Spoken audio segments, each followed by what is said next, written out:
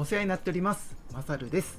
この動画は聞くだけでわかる情報処理安全確保支援し午後問題解説をテーマに作っています。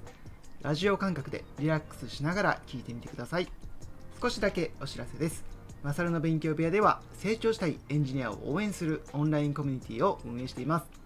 メンバーになるボタンから対象のプランを選択していただくと参加することができます。受験直前の期間だけ参加するという参加方法も大歓迎です。オンラインコミュニティは動画学習と違って直接お話ししながら勉強を進めることができるので、程よい緊張感で勉強することができます。また一緒に勉強する仲間もできて横のつながりを作ることもできます。ぜひお気軽に参加してみてください。それでは今回は情報処理安全確保支援士令和4年春午後1問1を一緒に勉強していきましょう。この問題は IoT 製品の開発がテーマの問題でした。 IoT とはインターネット・オブ・シングスの略で、物のインターネットと訳されますよね。とはいえ、物のインターネットと言われてもよくイメージできないですよね。 IoT とは何かを考えるときは、これまでのインターネットを考えてもらうとイメージしやすくなると思います。これまでは人のインターネットの時代でした。インターネットに接続する機器、例えばパソコンやスマートフォンなど、人が操作する機器がインターネットに接続されていました。つまり人がインターネットにつながっていたんです。一方 IoT は人ではなく物がインターネットにつながります。例えばペットカメラやロボット掃除機です。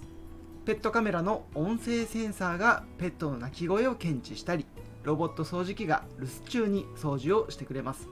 それぞれのものは役割に応じてその結果をインターネットに送ります。これは物がインターネットに参加しているように見えますよね。これが IoT です。 IoT とは物のインターネットと言われて、物がインターネットに参加する仕組みということですね。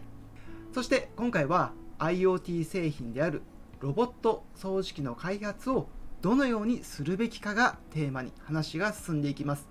それでは問題文を読み進めていきましょう。今回開発対象のロボット掃除機を製品 R と言います。ロボット掃除機の製品 R の仕様が図1にまとめられています。大切な部分だけピックアップしていきましょう。製品 R には Web アプリ R が搭載されていて、そのアプリにアクセスすることで掃除の履歴などを確認することができます。利用者が Web アプリ R に接続する方法は2つです。1つはスマートフォンにアプリをインストールして接続する方法。もう1つは Web ブラウザを使って接続する方法があります。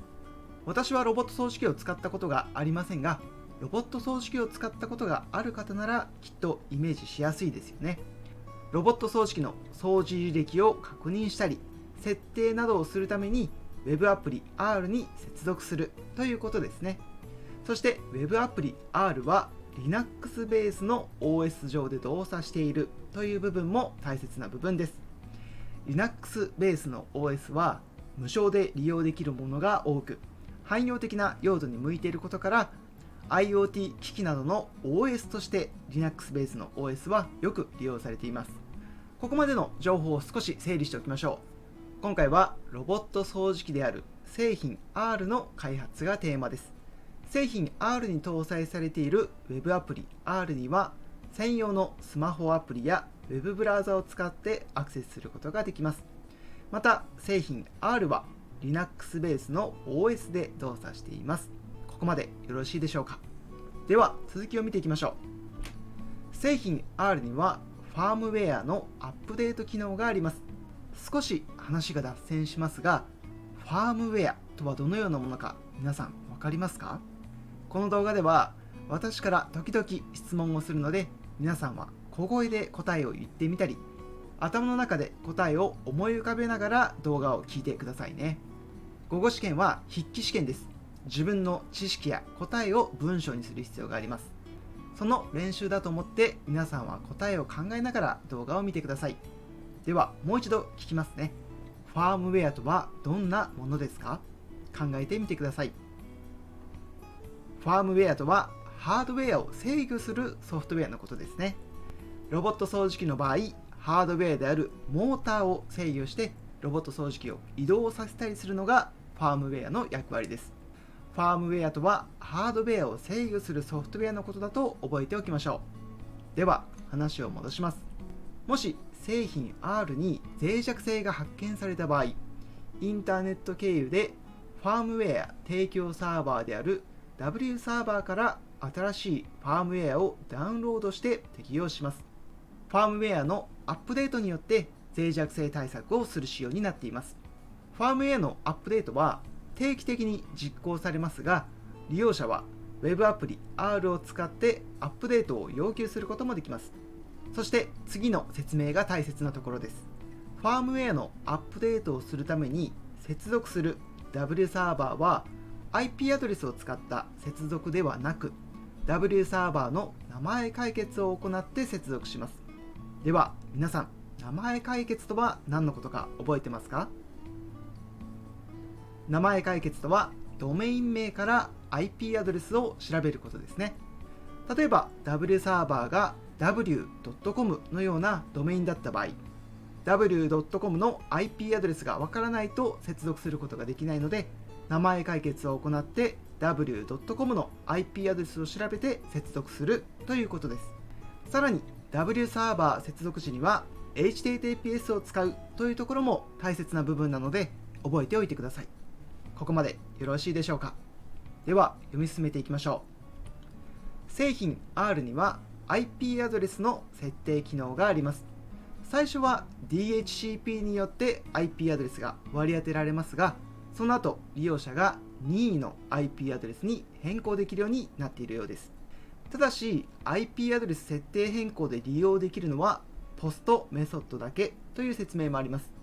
では皆さんにまた質問したいと思います。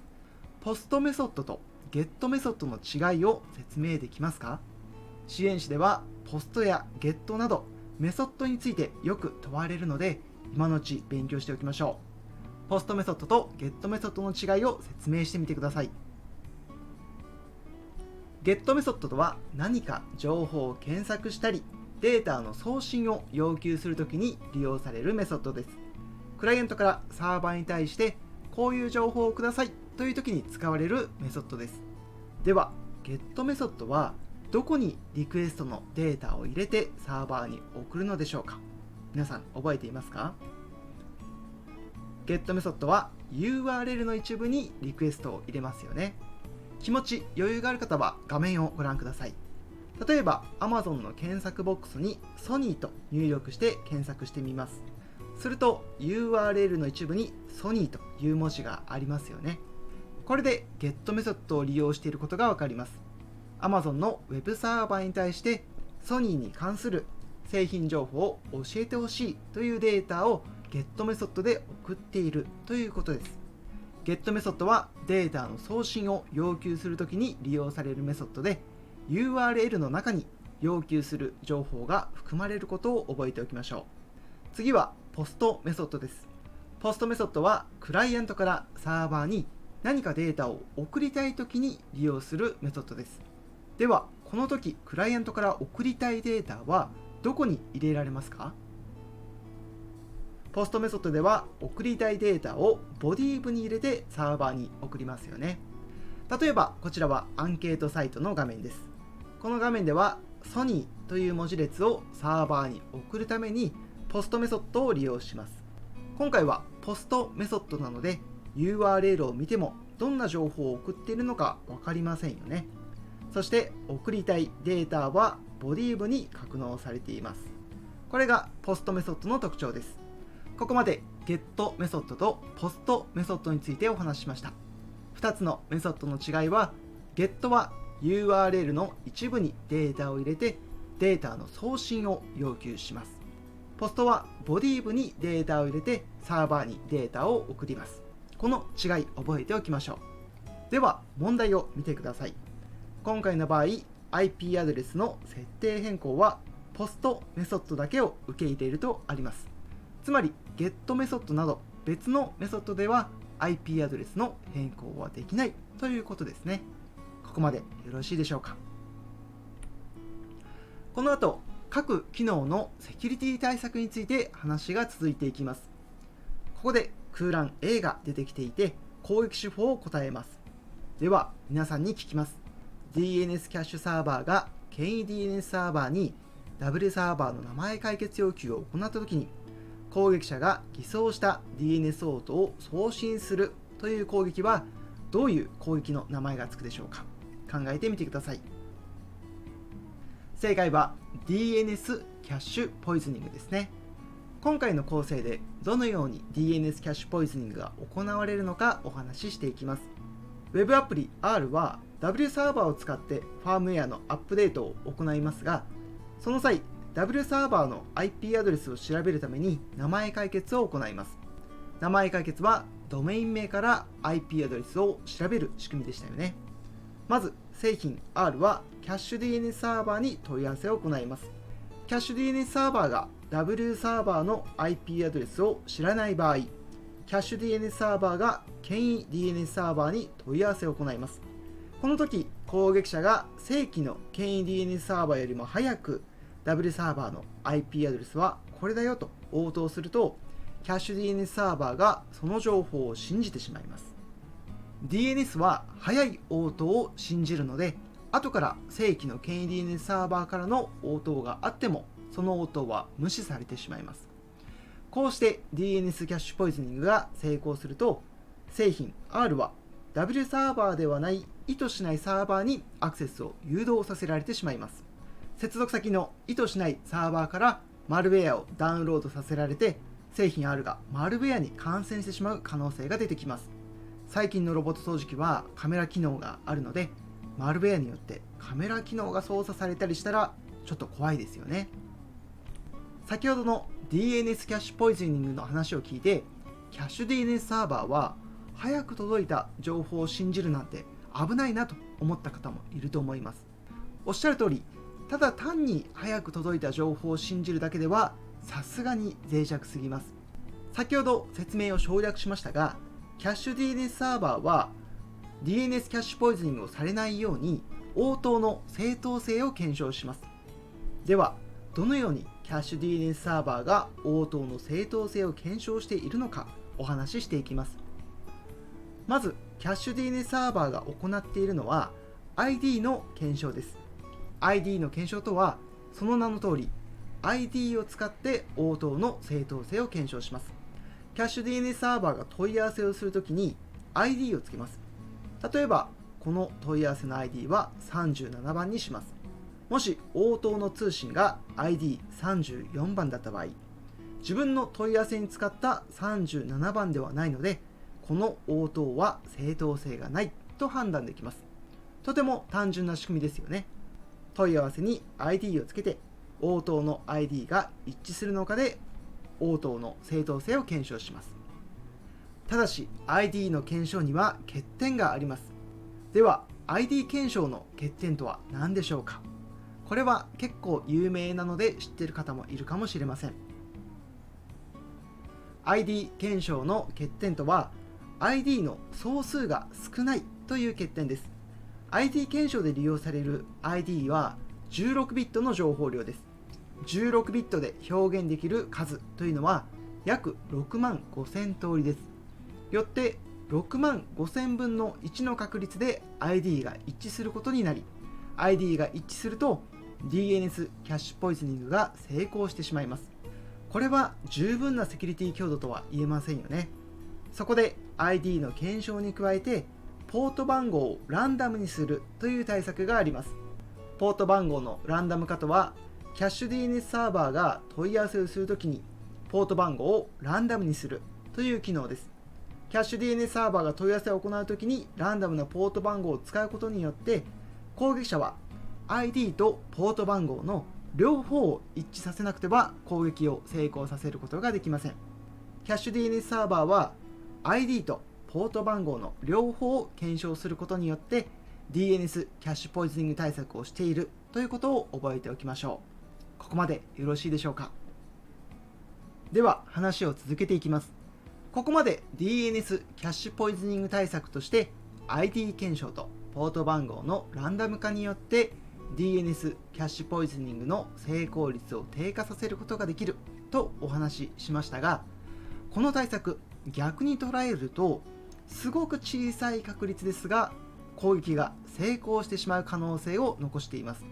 攻撃者からの応答が正規の応答よりも早く届くこと、そしてその応答が正規の ID と正規のポート番号の場合、 DNS キャッシュポイズニングが成功してしまいます。つまりこれらの対策では抜本的な対策ができていません。では DNS キャッシュポイズニングを防ぐための抜本的な対策とはどのような技術があるでしょうか。皆さんご存知ですか？ DNS キャッシュポイズニングの抜本的な対策とは DNSSEC です。では次に DNSSEC について一緒に勉強していきましょう。 DNSSEC は DNS の応答に署名をつけることで応答の正当性を保証する仕組みです。権威 DNS サーバーがキャッシュ DNS サーバーに応答を送るときにその応答にデジタル署名をつけます。 DNSSEC を使うことによって万が一攻撃者から偽の応答が届いてもデジタル署名を検証することで偽の応答であることがわかるので DNS キャッシュポイズニングの抜本的な対策になります。 DNSSEC は DNS の応答に署名をつけることで応答の正当性を保証すること、そして DNSSEC が DNS キャッシュポイズニングの抜本的な対策になるということを覚えておきましょう。少しだけ情報を補足すると、実際は DNSSEC の設定が難しかったり運用に手間がかかるという理由から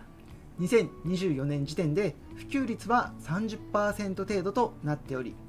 DNSSEC の導入ハードルが高いためまだあまり普及していない状態です。では問題を読み進めていきましょう。次は空欄 B が出てきます。空欄 B は DNS は通信のプロトコルに何を使いますかという問題です。この問題は選択肢があります。あ、ARP、い、ICMP、う、TCP、え、UDP です。どれが正解でしょうか？正解はえ、UDP です。 DNS キャッシュサーバーは UDP を使って名前解決の要求を行います。試験としては DNS は UDP を使うということを知っていれば正解できますが、ここで少し寄り道をして DNS が UDP を使う理由について考えていきましょう。インターネットの通信は TCP/IP と言われるように基本的には TCP を使って信頼性のある通信を行っています。しかし特定の用途によっては TCP が向いていない場合があるので、その場合は UDP が利用されています。ではどのような用途の通信に UDP が利用されていますか？皆さん答えてみてください。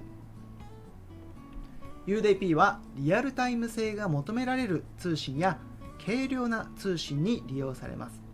例えば音声通信や時間を管理する通信とかはリアルタイム性が求められるので UDP が向いています。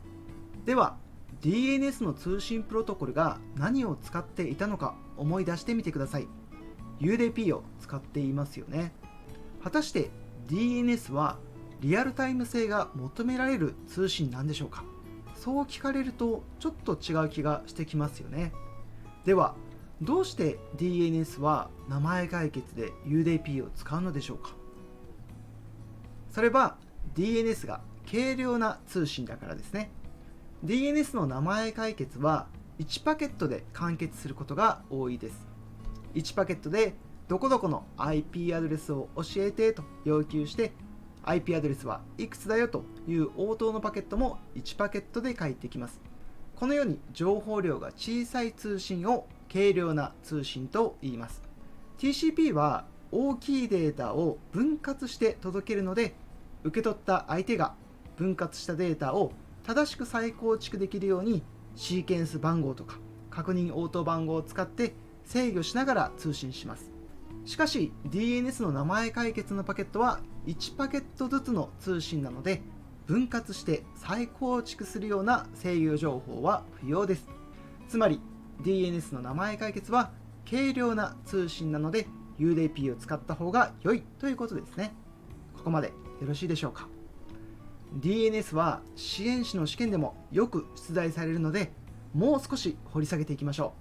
う。 DNS は軽量な通信なので UDP を利用しますよとお伝えしたばかりですが、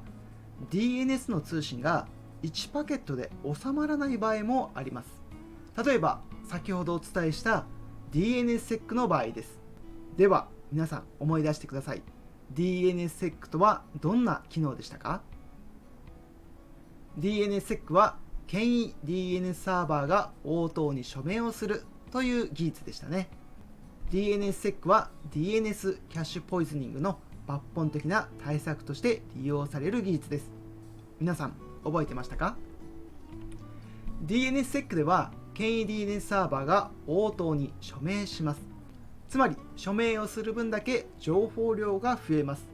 さらにその署名は権威 DNS サーバーの秘密鍵で作られているので、署名を検証するための権威 DNS サーバーの公開鍵も送る必要があります。これらの情報を送ろうとすると1パケットに収まらないので、 DNS であっても UDP ではなくて TCP に通信を切り替えることがあります。なので DNS の利用シーンによっては UDP ではなく TCP を利用することがあるということも覚えておきましょう。なお今回の通信のように UDP から TCP に切り替える仕組みのことを何というか皆さんご存知ですか？ UDP の通信を TCP に切り替える仕組みのことを TCP フォールバックと言います。フォールバックは予備を使用するなどして処理や稼働を継続させることですね。 UDP では送れないので TCP にフォールバックしています。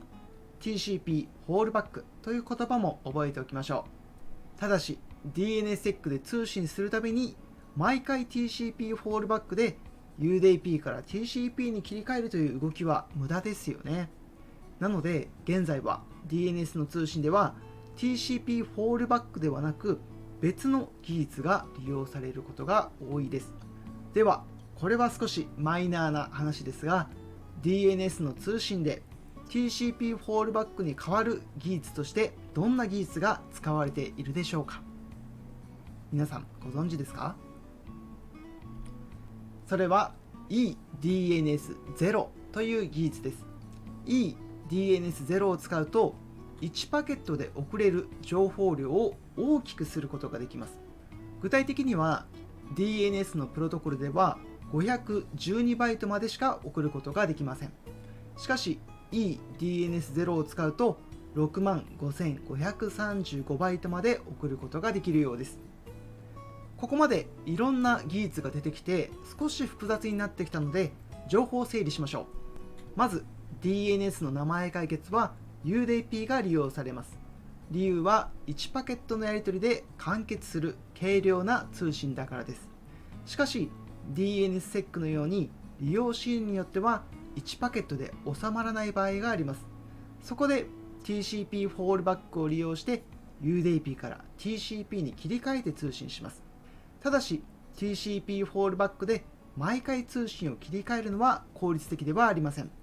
そこで1パケットに収められる情報量を大きくした eDNS0 という DNS の拡張プロトコルを使っていますよというお話でした。本当はここからさらに1パケットに収める情報量を大きくしすぎるとその途中でパケットが分割される IP フラグメンテーションが起きますよと話が続くのですが、そこはさすがにネットワークスペシャリストの範囲になりますので、支援士の皆さんは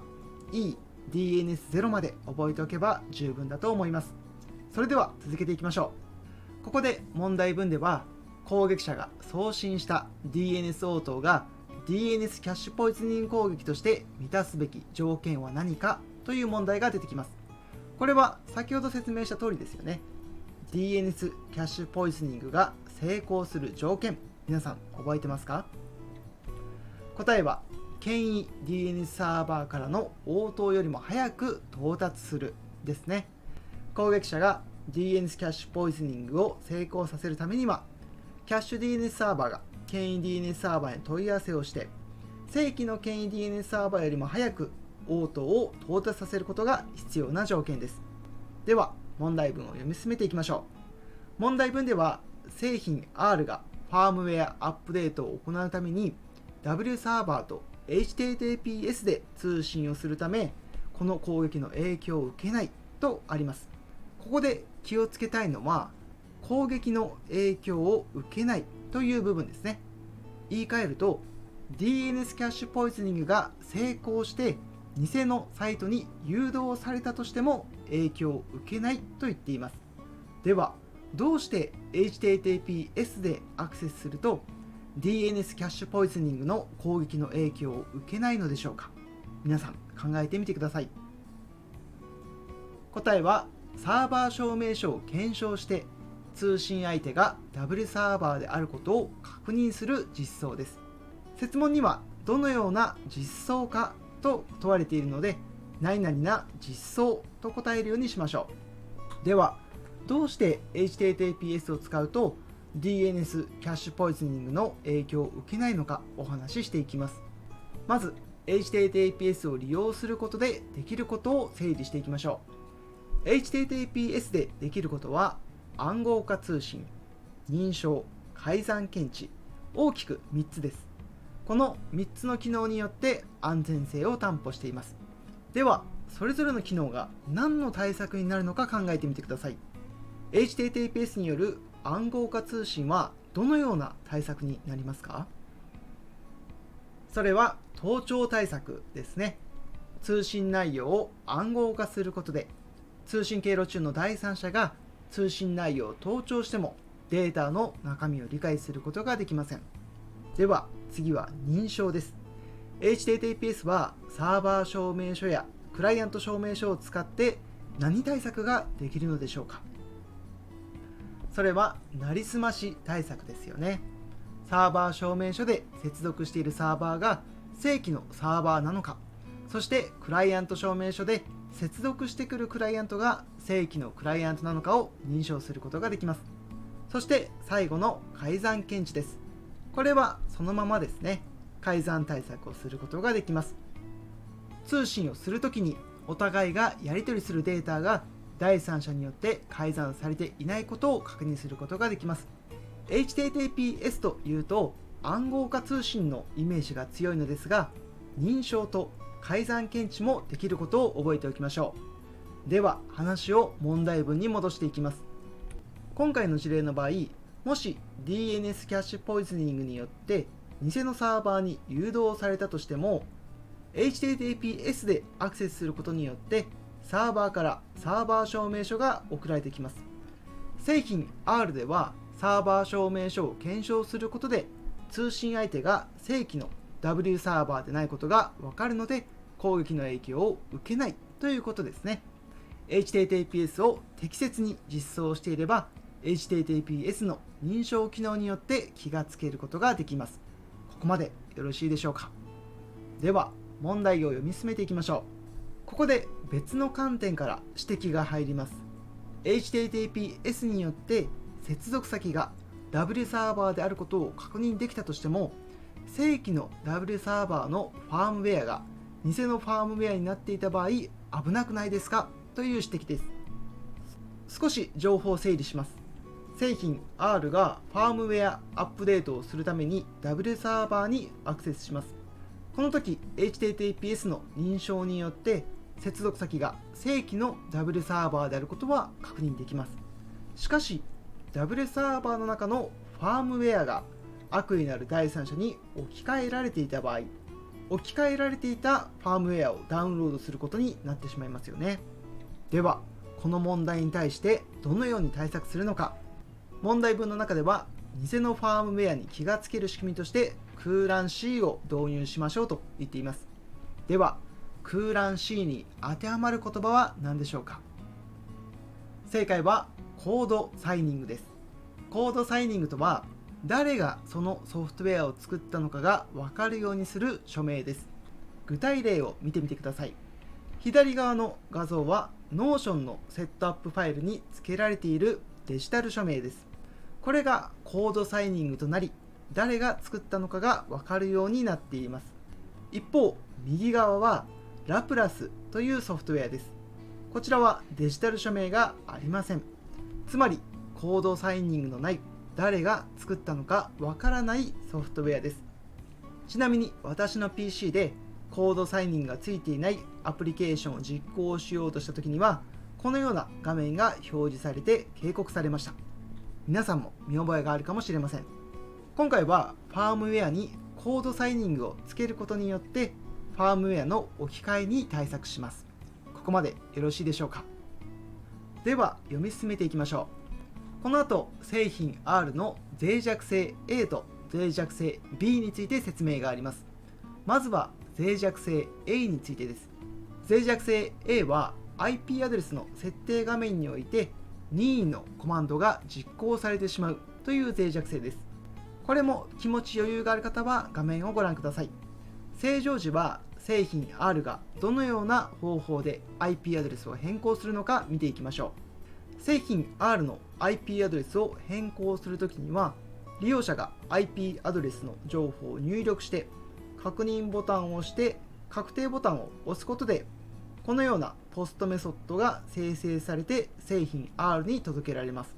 製品 R はこのポストメソッドを受け取って図4に書いているような IP アドレスの設定コマンドを実行して自分自身の IP アドレスを変更します。今回はこの IP アドレス設定画面に脆弱性があり、攻撃者が細工したリクエストを送ると製品 R が想定外のコマンドを実行してしまいます。問題文の中で細工されたリクエストの例も示されています。赤枠の部分に注目してください。攻撃者はサブネットマスクの入力欄にサブネットの情報だけではなく、特定の宛先にピングを行う OS コマンドを入力しています。すると製品 R はピングを実行してしまうんですね。これが脆弱性 A です。IP アドレスの設定画面においてこのような細工されたリクエストを入力することで製品 R は想定外のコマンドを実行してしまいます。このように Web サーバーへのリクエストの中に不正な OS コマンドを注入することで